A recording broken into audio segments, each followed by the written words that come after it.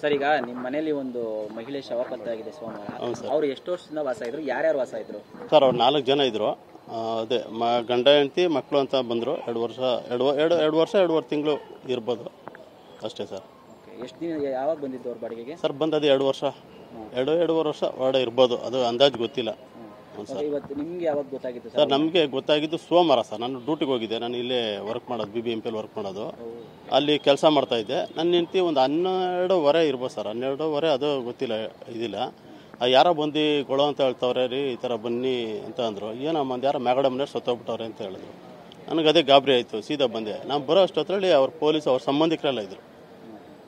ಈಗ ಆಕೆ ಎಲ್ಲಿ ಕೆಲಸ ಮಾಡ್ತಾ ಇದ್ಲು ಸತ್ತೋದವಳು, ಅದರ ಮಾಹಿತಿ ಇದೆಯಾ ಸರ್? ಅದೇ ಇಲ್ಲೇನು ಎದುರುಗಡೆ ಬ್ಯಾಂಕಲ್ಲಂತೆ. ಮಗಳು ಏನು ಕೆಲ್ಸಕ್ಕೆ ಹೋಗ್ತಾ ಇದ್ರೆ ಏನೋ ಗೊತ್ತಿಲ್ಲ, ಅದು ಐಡಿಯಾ ಇಲ್ಲ ಸರ್. ಮಗಳು ನೋಡಕ್ಕೆ ಯಾರು ಫ್ರೆಂಡ್ಸ್ ಬರೋದು? ಸರ್ ಅದು ನನಗೆ ಗೈಡ್ ಗೊತ್ತಿಲ್ಲ. ಯಾರೋ 2 ಹುಡುಗರು ಓಡಾಡ್ತಾ ಇದ್ರು. ಯಾರಪ್ಪ ಅವರು ಅಂತ ಕೇಳ್ದ. ಅಣ್ಣ ನಮ್ಮೇನು ಅಕ್ರಮ ಮಕ್ಕಳು ಯಾರ ಸಂಬಂಧರು ಅಂತಂದ್ರು. ನಾವು ಅದಕ್ಕೆ ಸುಮ್ಮನೆ ಆಮೇಲೆ ಅವ್ರು ಖಾಲಿ ಮಾಡೋಕ್ಕೂ ಹೇಳಿದ್ದು.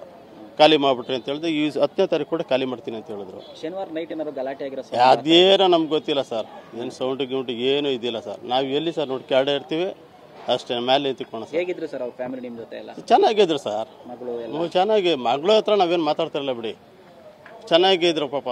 ಏನೋ ಗೊತ್ತಿಲ್ಲ ಸರ್, ಏನಾಯ್ತು ವಿಷಯ ಗೊತ್ತಿಲ್ಲ. ಓಕೆ ಸರ್, ನಿಮ್ಮ ಹೆಸರು ಸರ್? ಸರ್ ಶಂಕರ್.